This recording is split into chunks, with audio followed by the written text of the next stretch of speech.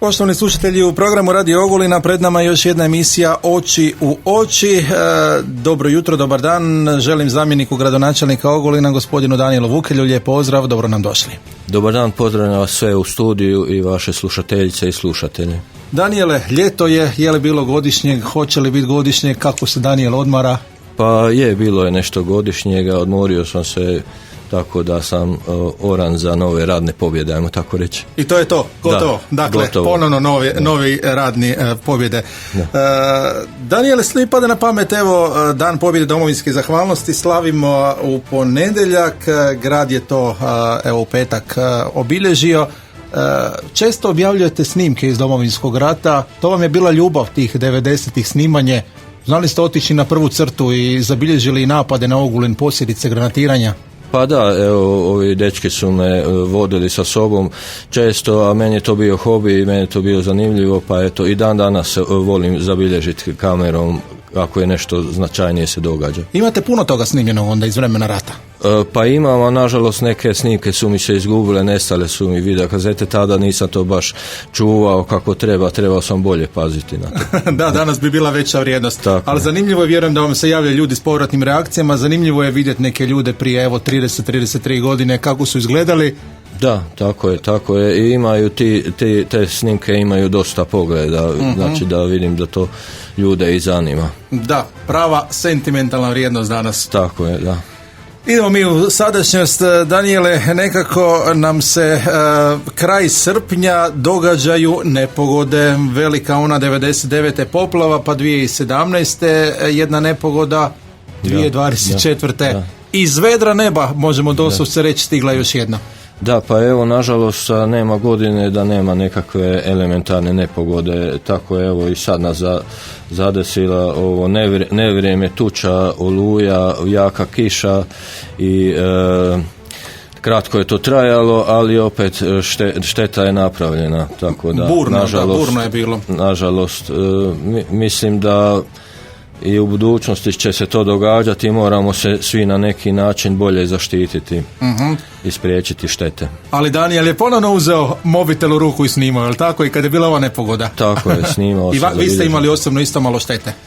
Imao sam, meni je na gospodarskoj zgradi dignulo jedno kvadrat crijepa, ušla mi je bila voda u podrum, dok sam ja sanirao crijep, voda se sama iz podruma povukla, jer imamo, uobičajeno mi ulazi voda u podrum, to je tako, starija je kuća, pa nije dobra izolacija, ali napravili smo jednu depresiju kroz koju onda se drenira ta voda. I imao sam štete na voćnjaku isto. Urod je ove godine trebao biti jako dobar, međutim, eto, opet se dogodila ova nepogoda i najvjerojatnije ništa od tog neće biti, sve će strunuti. Nažalost, u 10 minuta sve otišlo. Nekako nam se činilo, barem kad je gradsko središte u pitanju, da to toliko nije strašno. Međutim, onda su počele pristizati informacije ljudi iz okolnih krajeva koji su govorili uistinu da je nevrijeme napravilo dosta štete, a evo vi to sad vidite vjerojatno i po prijavi štete. Tako je, imamo nekih 80 prijava, od toga 10 je prijava za poplavljena stambene i gospodarske objekte. Najgore su stradale površine poljoprivrede na istočnoj strani grada, znači tamo prema Oštarijama, Galge, Otok, Josipdol mislim da je jako stradao. Mislim da će oni imati elemenata za proglašenje elementarne nepogode. Kod nas te štete, ja mislim da neće biti tolike. Sad u idući tjedan od utorka ide povjerenstvo na teren pa ćemo procjenjivati, međutim prema ovim sad dostupnim podatkima mislim da neće biti elemenata za proglašenje elementarne nepogode, jer iznos mora biti 20% osnovnog proračuna grada Ogulina, to je 6,5 milijuna eura, to je znači negdje preko 1.200.000 eura bi morala biti ta šteta da bi bilo elemenata za proglašenje elementarne nepogode, a to teško da će se ostvariti, to možda do 200.000 eura bude štete. Ajmo sad onako direktno i u glavu, dosad je bilo situacija proglašenja elementarne nepogode, naši građani su dobivali za uzvrat jako malo. Tako da nekako nam se čini da baš ne vjerujem ni da bi ova eventualna elementarna nepogoda mogla im puno pomoći. Tako je, mi smo jedne godine, to je bilo prošle godine u svibnju kad je bila ona velika nepogoda, prijavili, imali smo uvjete, imali smo 1.700.000 eura štete, najviše štete bilo na gradskoj infrastrukturi, na cestama, to su ova klizišta razna, to je bila ona poplava, ako se sjećate, velike bujice, pa je nosilo cestu na Drenovce, recimo odneslo cestu, pa je dva ova klizišta su se otvorila, Gojak i Dubrave i šetalište Krlenac, smo morali cestu sanirati. Tu je opet udio štete na poljoprivrednim površinama bio jako mali. To je 80% štete je bilo na toj gradskoj infrastrukturi. Prijavili smo bili 1.700.000 eura štete, a dobili smo krajem godine 83.000 eura. Tako da vidite koliko je to je. Dobili su 3 ili 4 fizičke osobe su dobile neku odštetu kojima je stambene prostore poplavilo, ali to su bili iznosi u 20-30 eura, znači to je uvredljivo mali iznosi, tako da obzirom na štetu. Da, zato i govorim, to proglašenje elementarne nepogode ovako zvuči dosta euforično, da tako kažemo, međutim za posljedicu baš nema puno pomoći. Efekt. Nažalost, jedini spas je tu osiguranja, znači neko ko profesionalno se bavi poljoprivredom morat će zaštititi te svoje nasade ili mrežom ili plastenici ili osiguravajuća društva. Kogod je imao mrežu i plastenike, taj je uspio sačuvati svoj urod. Ovo što je bilo na otvorenom, to je nažalost stradalo. Znamo da ne možemo kupus staviti u plastenik ili pod mrežu, to su prevelike površine, ali u tom slučaju ti koji sade, poljoprivrednici, će morati ozbiljno razmisliti da osiguraju svoje posjede, jer evo, iz godine u godinu nema da neka nepogoda se ne dogodi. Spomenuli ste kupus, znamo da je to nekako naš najjači brend, izvozni proizvod. Jeste li bili u kontaktu sa proizvođačima kupusa, kako je stanje? Jesam, bio sam na terenu, obišao sam i pričao sam sa proizvođačima. Ove rane sorte što sazrijevaju, ljudi su ih pobrali sa njiva, nešto će sribati da bude kao kiseli ribani kupus, a ove bolje glavice su uspjeli sačuvati pa će kiseliti, a ove kasne sorte su nažalost stradale. Sad šta će s njima biti, da će se tu uspjeti šta sačuvati, to će se vidjeti. Može li grad kako pomoći? Grad nema financijskih sredstava, mi pomažemo jedino kroz ove mjere potpora u poljoprivredu i poduzetništvu. To je jedini način na koji mi možemo pomoći. Možemo pomoći sa našom operativom, sa javnom vatrogasnom postrojbom, sa dobrovoljnim vatrogasnim društvima, sa našim tvrtkama koje mogu negdje nešto, ako treba, odraditi, zaštititi interventno, ali to je sve što grad može. Da, često smo govorili da su nas sva ta nevremena mimoilazila, ovo nije, to je svakidašnjica će postati i onda se vraćamo opet na onu činjenicu da ljudi će uistinu trebati osiguravati sve. Da, nažalost ne vjerujem da će biti bolje, mislim da će s vremenom samo biti gore i gore, što se tih nepogoda tiče. Rekli ste, grad može pomagati kroz razne mjere koje su trenutno aktualne, što ste predvidjeli i koliko pomažete onda? Da, trenutno od 1.8. je otvoren natječaj za potpore u poduzetništvu. Prijave će biti putem SOM sustava isto kao i do sada, znači prijave se zaprimaju od 1.8. do 1.9. Imamo ukupni proračun 80.000 eura, do sada ovih godina unazad nikad nikog nismo zakinuli, svi su dobili, ako je nedostajalo novaca mi smo kroz rebalans povećali ta sredstva, tako da kogod udovolji uvjete sigurno će dobiti potporu, ali mora paziti da dokumentacija mu bude kako treba, da učita sve u sustav kako treba, jer jednostavno moramo imati nekakve kriterije, standard. Očekujemo da to nije kompliciran natječaj, jednostavno je, ali treba malo pažnje posvetiti da se negdje ne napravi neki propust. Znači imamo 80.000 eura, to je klasično za poduzetnice žene, imamo mjeru za mlade poduzetnike, za poduzetnike početnike, tradicijska zanimanja, sufinanciramo nastup na sajmovima, edukacijama, prezentacijama, sufinanciramo također obrazovanje poduzetnika. Od svih tih mjera najizdašnija je ova mjera za mlade poduzetnike, tu je najviše i osigurano 48.000 eura i tu i najviše sufinanciramo 60% troška do 3.000 eura. Pardon, krivo sam rekao, poduzetnike, početnike sufinanciramo najviše 80% iznosa do 5.000 eura.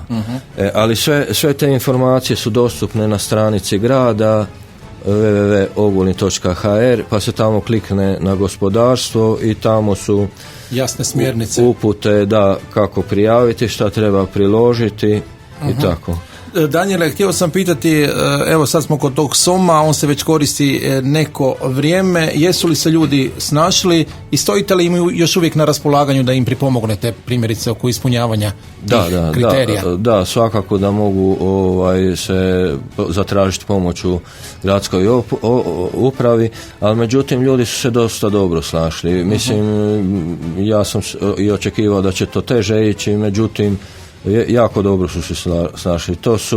To se možda u ukupnom broju 2-3 prijave nisu ispravne jer se dogodi neka omaška, krivi dokument se učita i tako.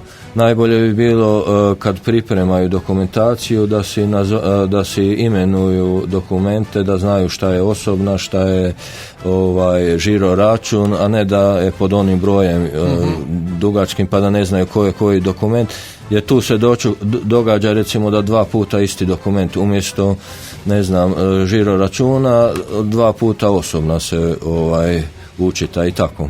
Mora biti oprezni. Da. Kakva je procedura provjere svega? Neko kad dobije određeni poticaj, da li na kraju opet pravda kroz SOM sustav?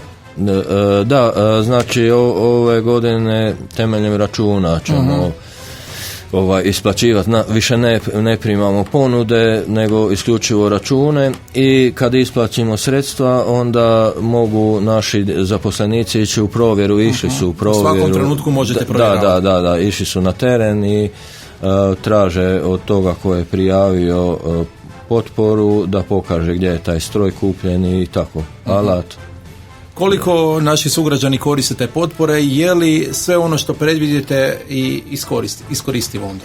Pa nije iskorišteno, dosta koriste, međutim mi i planiramo iz godine u godinu sve više.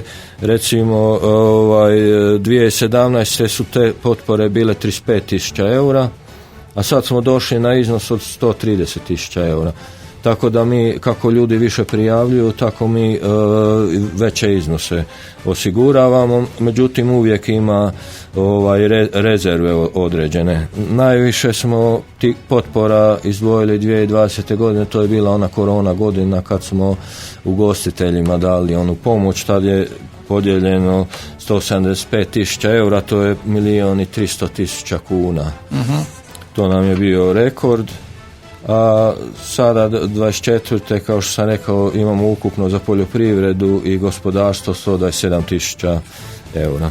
Imamo ove neke mjere koje se ne koriste, recimo obrazovanje poduzetnika, tradicijska zanimanja, sajmovi, to se jako slabo koristi, međutim mi ih držimo, pa ako se neko pojavi dobro, ako ne, onda ta sredstva na druge mjere prenamjenimo. Kakva je onda poslovna slika Ogulina u protekloj godini? Povećava li se taj broj obrta, poduzetnika?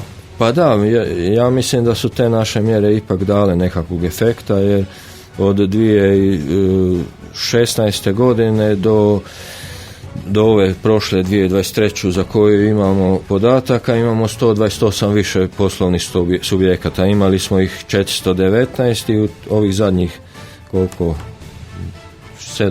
godina smo došli na 547 poslovna subjekta, to su pravne osobe i obrti, s tim da se kod obrta brojka značajnije povećala, tako da je to dobro. a to je i za posljedicu imalo pretpostavljam i povećanje broja zaposlenih, tako da u istom razdoblju 7-8 godina mi smo se popeli sa 3843 zaposlena na 4428, što je gotovo 600 više zaposlenih. Tako da je to za mene jako dobar rezultat. Tu moram se dotaknuti, bila je ona jedna analiza na K-portalu da nam se broj zaposlenih u prošloj godini smanjio, međutim to su bili nepotpuni podaci, to su bili podaci samo za pravne osobe bez obrta, a sad, kao što sam sad rekao, nam se broj obrta povećao, broj zaposlenih u tvrtkama se možda smanjio, međutim u obrtima se jako povećao. Tako da ukupna suma broja zaposlenih je nama veća na području Ogulina. Imate li možda kakav podatak koliko je stranih radnika na ogulinskom području zaposleno? Koliko je stranih, ima taj podatak negdje, ali ja ga sad na pamet ne znam. Dobro, ima stranih zaposlenih, ima tu i podatak o turističke zajednice, o noćenjima stranih. Dalo bi se nešto izvući, ali na pamet ne znam. Dobro, evo spomenuli ste i turističku zajednicu, nekako turistička zajednica u suradnji s gradom Ogulinom ponovno je organizirala manifestaciju Ljeto u Ogulinu od početka srpnja, pregršt događanja, bit će tako i u nastavku ovog kolovoza. Kako ste zadovoljni time? Pa zadovoljan sam, ima aktivnosti, evo srpanj je protekao, bilo je dosta tih aktivnosti, za kolovoz cijeli su planirane nove aktivnosti, od joge na jezeru koja je skoro svaki dan, pa koncert grupe Kambi je bio, razne predstave, pripovjedanja, projekcije filmova. Isto tako u kolovozu nas očekuje razna događanja, ponavljaju se ove neke predavanja i joga i tako se ponavlja, međutim tu će biti i koncerata i turnir street bar i novih projekcija filmova, pa imamo Formula Driver i tako. Dostupan je raspored, pa koga na internetu dovoljno je ukucati Ljeto u Ogulinu 2024. pa će izbaciti stranice, koga zanima može si pogledati i pronaći ono što njega interesira. Završetkom ljeta u Ogulinu već stižu dani grada Ogulina, tako da se nekako sve spaja. Nabavili ste i novi napuhanac na jezeru, mališani uživaju? Tako je, koliko vidim, a na jezeru idem što češće mogu. To je pun pogodak, vidim da je tamo gužva konstantno i da se djeca vesele, tako da mislim da je to bio dobar potez. Dobar potez, neka. Još jedna tema mi pada na pamet, most u Lomostu. Lome se koplja, jedni govore da treba ga brže obnoviti, drugi da mali broj radnika je tamo na terenu. Kako je u stvari stvarno stanje? Kao prvo, radnika ne možete tamo 100 radnika, jer je ono mali most i do sada su većinom radili ispod mosta. Oni i pripremaju dio radova, obavljaju i kod kuća, ajmo tako reći, u svojoj radioni, recimo armaturu se može pripremiti u radioni, lakše je gdje postoji sav alat i onda dopremiti gotovo savijenu i pripremljenu na teren i ugraditi. To nije velik mostić, ali međutim rekonstrukcija je zahtjevna iz razloga što treba otući stari onaj beton, treba pripremiti, jednostavno nije to, nekad je lakše novi napraviti pa prefabricirani element montirati na terenu nego nešto staro popravljati. To znate kad kod kuće radite nešto, da kod rekonstrukcija uvijek se događaju nekakve problemi, teškoće, tako da, ali po meni 5 mjeseci nije to neke veliko razdoblje za takav zahvat, tako da... Evo, pogotovo sad u ljetnom periodu kad je i smanjen protok vozila, veći broj ljudi je van Ogulina, mislim da će kolovoz brzo proći. Uglavnom, most bi trebao biti otvoren sad u rujnu. Tako je, da. Mislim, Bechtel bi možda to brže napravio, ali oni su imali sasvim drugačiju mehanizaciju i organizaciju, to je bila industrijska praktički proizvodnja gdje su nosači u betonarama pripremani, gdje je postojala teška mehanizacija, oni su imali 3.500 ljudi. Na ovakvom poslu se ne isplati toliku operativu angažirati, ko će to platiti, mislim. Možemo mi Kineze dovući da naprave u 2 tjedna, međutim to će koštati onda daleko više nego što sad košta. U srpnju ste s gradonačelnikom obišli neka gradilišta u Ogulinu, jeste li zadovoljni dinamikom radova koji se odvijaju? Pa jesmo. Još za jesen nas očekuje novi val investicija, investicijskih projekata. Bili smo u Pučko je pri kraju, ima tamo puno problema, ali eto, jedan po jedan rješavamo. Za jesen nas očekuje energetska obnova sportske dvorane, slačionice, novi vrtić, nastavak na rekonstrukcijama ovih prometnica, nove ceste Ivana Gorana Kovačića, tako da će biti jako puno posla. Vijenac Ive Marinkovića. Tako je, i to smo obećali i to odgađamo. Ali nema odgode. Doći će na red. Malo su nam zaposlenici već rastegnuti po svim tim gradilištima i to nije lako, tu je kompleksna. Treba paziti da je sve pokrivena dokumentacija. Jedan gaf može jako puno koštati, pogotovo kod europskih projekata. Do sada nismo imali značajnijih penalizacija, to je bilo je u centima neke simbolične penalizacije, mislim na ovom Đulinom vrtu. Ostalo je sve prošlo bez penalizacija, za razliku od nekih drugih gradova koji su se našli u financijskih problemima jer im se dogodio nekakav propust što se tiče dokumentacije. Da, malo ovako skačemo s teme na temu, sad mi je pala na pamet energetska obnova sportske dvorane, sportaši su zainteresirani više, no itko da dvorana koja je sagrađena tamo sredinom 70-ih dobije novo ruho, kakve su procjene, projekcije, kad bi se trebalo krenuti sve to? Trebalo bi jesen, proljeće, nismo u stvari još potpisali ugovor sa Fondom za zaštitu okoliša, pretpostavljam jer su godišnji odmori kod njih, pa kad završe pa ćemo onda potpisati, onda ide postupak javne nabave. Ako prođe iz prvoga, možda bi mogao na proljeće iduće godine, siječanj, veljača, 3 mjeseca recimo za postupak javne nabave, na prvo ugovor, pa 3 mjeseca za postupak, pa ako nema žalbi, onda dakle tamo u 2025. Da, tako je. Međutim, uređenje slačionica poseban je natječaj, tu javna nabava ide već? Da, tu je javna nabava u tijeku, tako da čekamo. U stvari krivo sam rekao, dobili smo izvođača, dobili smo, mislim da slijedi potpis ugovora i onda uvođenje u radova, to bi onda trebalo krenuti sad u jesen. Tako je, da. Dobro, eto još jedna lijepa vijest za naše sportače. Da, nažalost te slačionice smo, kao što govore, stavljali svake godine u proračun, međutim nismo to imali novaca, sredstava da su vlastitim sredstvima realizirati, pa evo smo čekali da dobijemo neku pomoć iz nekog drugog izvora. Idu li po nekom novom projektu ili će se obnavljati u postojećem stanju? Projekt je novi izvor. Dakle, bit će potpuno malo drugačije, suvremenije. Da. Dobro, evo, lijepe vijesti, ne znam jesmo nešto propustili.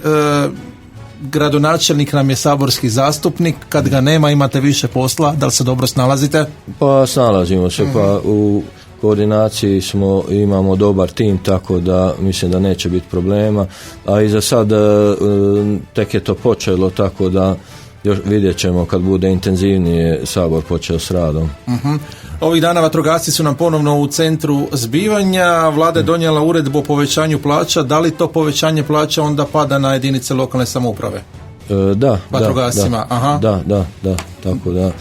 Ali neka zaslužuju vatrogasci, evo sad i u ovoj nepogodi, oni su prvi na liniji obrane i zbilja su dečki jako sposobni i profesionalni, ne samo što se tiče posla kojim se bave, nego i van okvira njihovih zadaća. Recimo sami su si uredili onu zgradu, građevinske radove vrše sami, grad im pomogne samo što se tiče kupovine materijala, tako da sam apsolutno zadovoljan i zaslužujem. Dobro, zaslužujemo i mi vam zahvaliti za gostovanje i nećemo u teške teme dalje, ipak je ljeto, kolovoz, treba laganini. Hvala vam na gostovanju i naravno puno uspjeha u daljem radu. Hvala i hvala na pozivu. Oči u oči na Radiju Ogulin. Ova emisija sufinancirana je sredstvima Fonda za poticanje pluralizma i raznovrsnosti elektroničkih medija.